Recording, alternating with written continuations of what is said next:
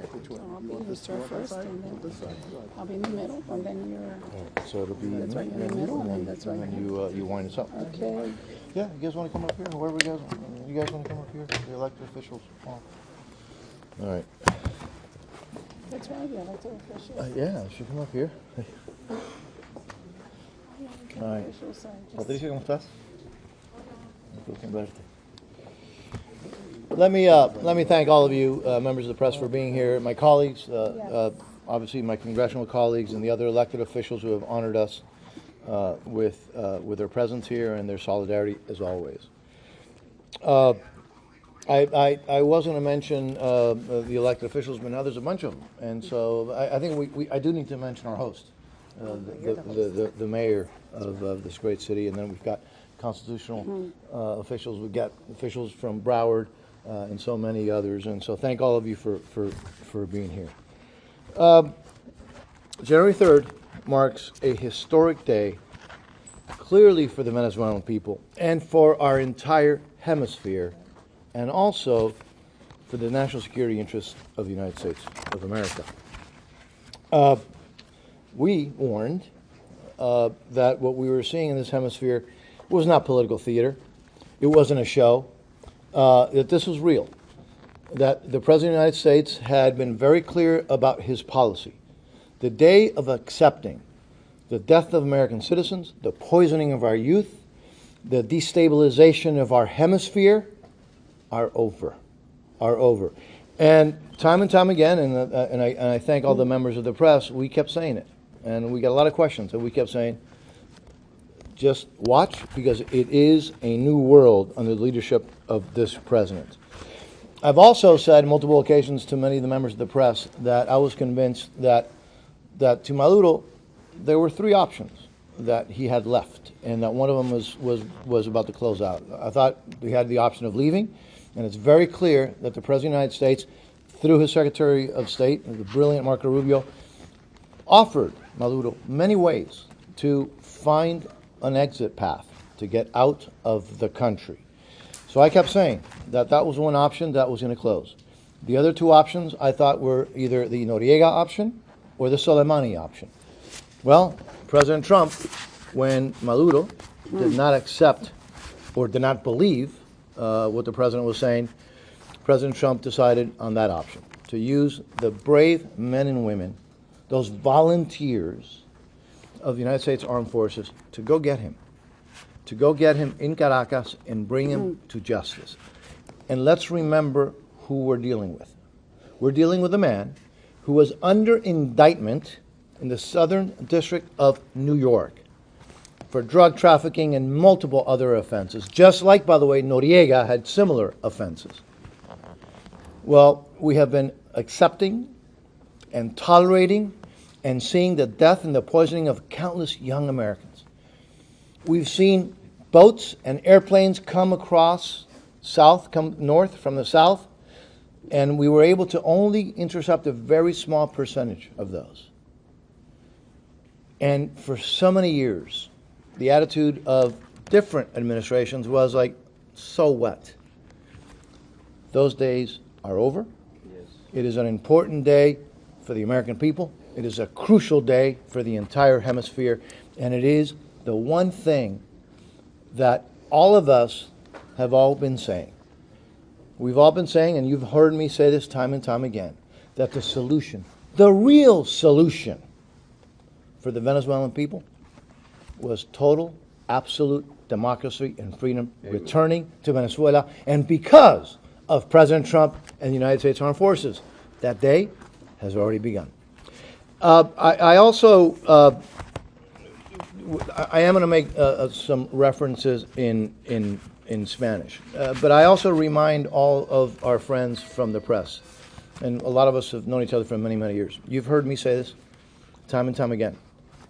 I said this in the 4 years that President Trump was out of the White House, and I said it after he came back, that I was convinced that the tyranny, this anti-American narco-terrorist regime in Venezuela, the tyranny in Cuba, and also the tyrannical dictatorship in Nicaragua, I've said it multiple times, I believed that they would have not survived another 4 years of Trump in the White House. I said that then. When President Trump comes back, I repeated that. I said, I'm convinced that these 3 tyrannies are not going to survive these 4 years of President Trump. And my friends, what we are seeing is that the first of those tyrannies has not survived President Trump. The next 2, their days are also counted. Déjame muy brevemente en español. Si encuentro mis notas en español, porque aquí tengo un arroz con mango.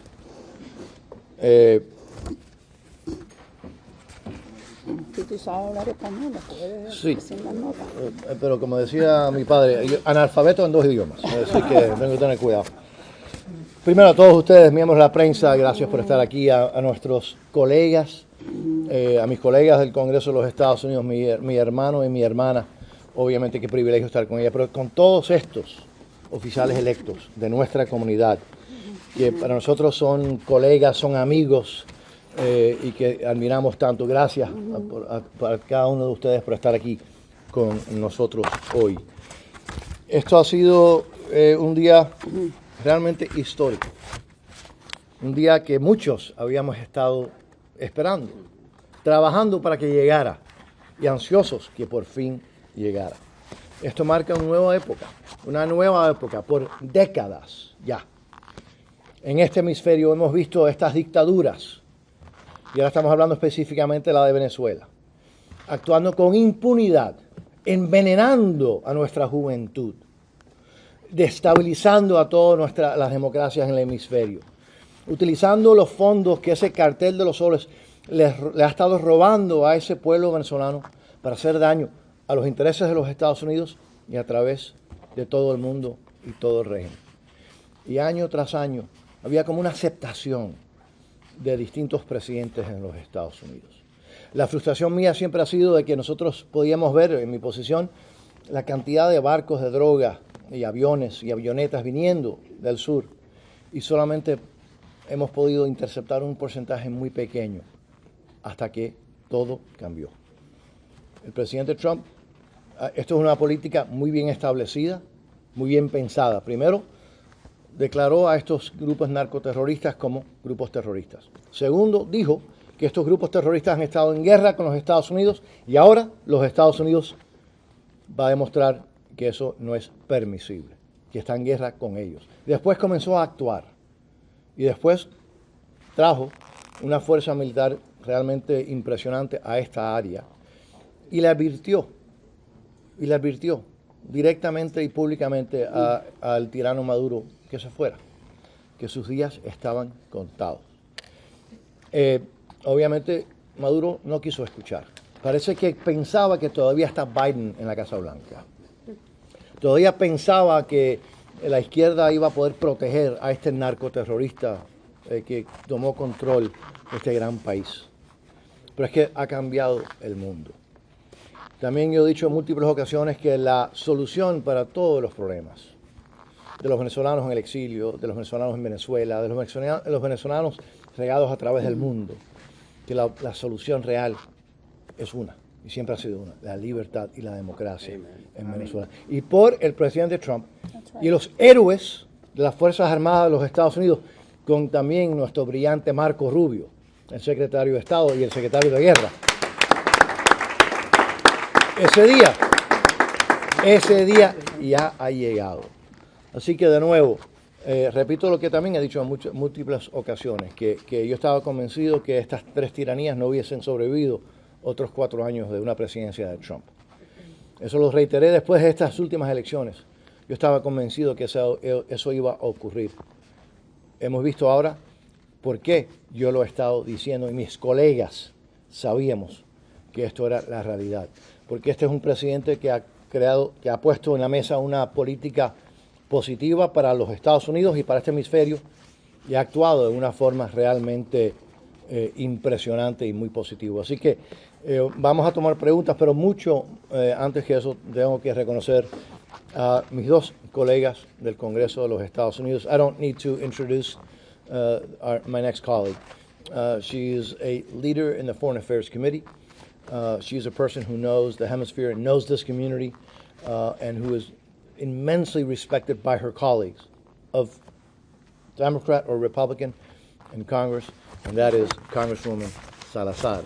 From what number of district? 27. 27th district, Yes. right next door. Yes. Congresswoman, please. Thank you you have the floor. very much. Thank you. Thank you, thank you, thank you. And delighted to be here in your home. Delighted to be in front of all of you, my colleagues in the news media and the elected officials, and my brothers in arms in Congress. Today is definitely a glorious day, not only for the Venezuelans, but for the Cubans and for the whole hemisphere. And we feel it probably more than anybody else because we know how hard it's been.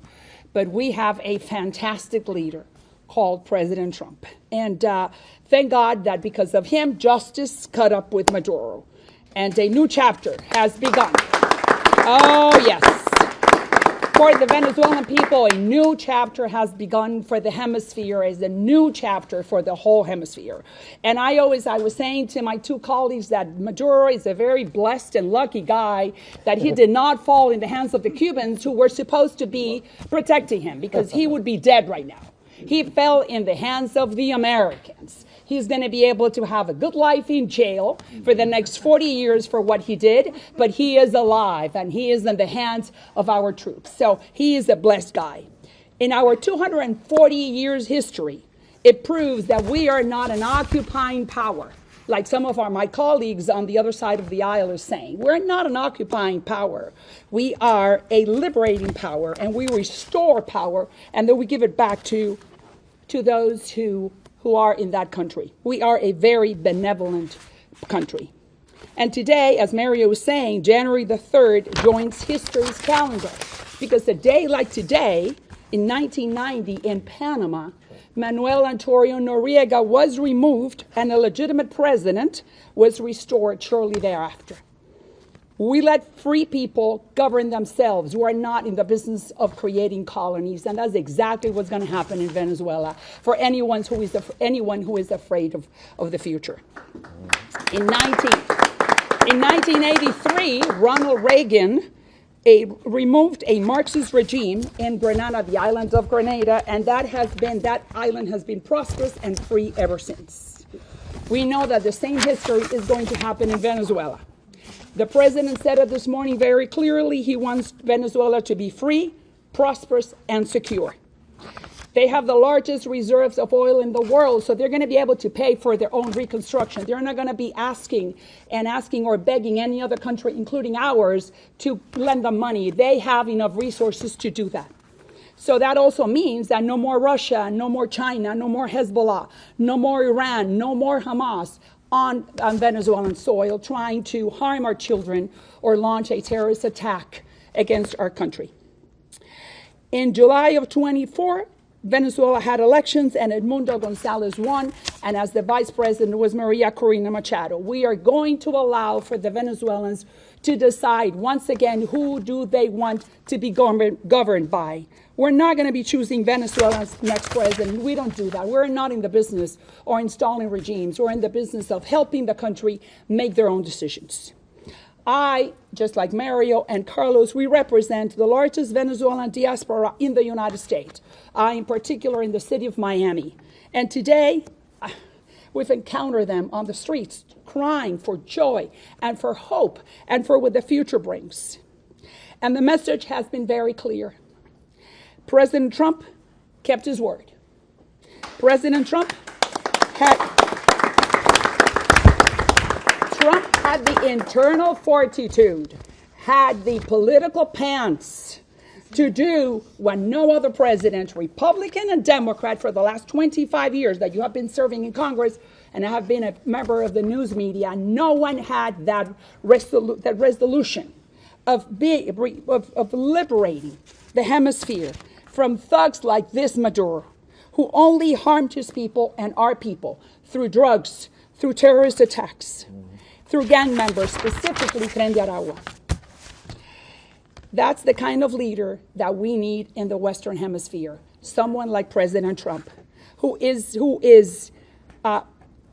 it will not allow for rats, for scoundrels like this guy, to be in the presidential palace anymore and poison our generation and their generation. So Venezuela is at the door of a new dawn, a new good partner for the United States. And once again, we always give the country back much better than we encountered it. So thank you to all of you. Once again, we are extremely happy. I think I should say some words in Spanish. We're going to take, I think, questions after. But quiero decir solamente de que este es un día extraordinario, no solamente para los venezolanos, sino para todo el hemisferio, para los cubanos, para todo el mundo libre del hemisferio occidental. Yo, como la chairman del Western Hemisphere Subcommittee, el subcomité del hemisferio occidental dentro del Comité de Relaciones Exteriores, para nosotros es un día maravilloso porque nos damos cuenta que nuevamente los Estados Unidos demostró lo que es.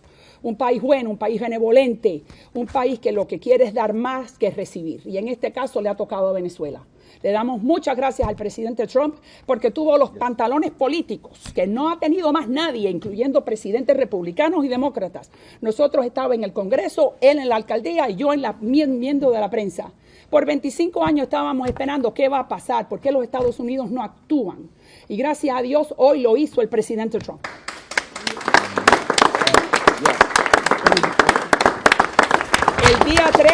El día 3 de enero es un día que va a pasar a la historia porque no solamente hoy,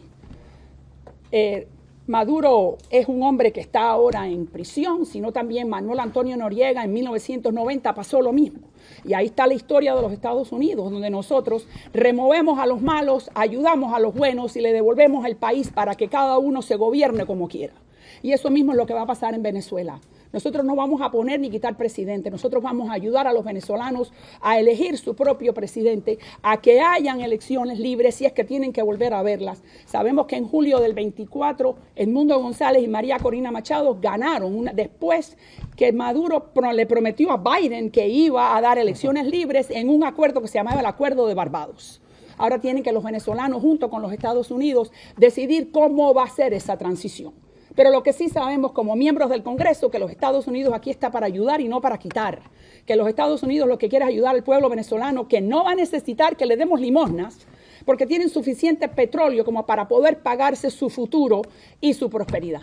Así que para nosotros verdaderamente, esto para mí personalmente, todos los amigos venezolanos, nosotros representamos a la diáspora venezolana en el sur de la Florida, no solamente en el distrito 27, en el 28, en el 26, todo el sur de la Florida. En este momento los venezolanos están llorando, no solamente de alegría, sino de esperanza que finalmente les llegó su hora. Y para nosotros estamos llenos de orgullo que fue un presidente republicano y que fue el presidente Trump el que dijo que lo iba a hacer y lo hizo. Así que Dios lo bendiga. And to wind us down, and we'll take questions. Again, another person who I am privileged to work with. Obviously, he was a phenomenal mayor, even better member of Congress, if that's possible. Respected by his colleagues on the Homeland Security Committee and also on the Armed Services Committee, and also on the China Select Committee. And so very familiar with the threat that exists today in 2 countries in this hemisphere, but not 3. And so, my dear friend, my dear colleague, our Congressman Carlos Jimenez. Thank you. And I don't know how I'm going to follow up on what my two colleagues have already said, especially Maria. Please do not let me follow her again. First of all, we have to thank President Donald J. Trump. So let me say that again. We need to thank President Donald J. Trump because how many times have we heard presidents say, "Don't do that. Here's a line in the sand.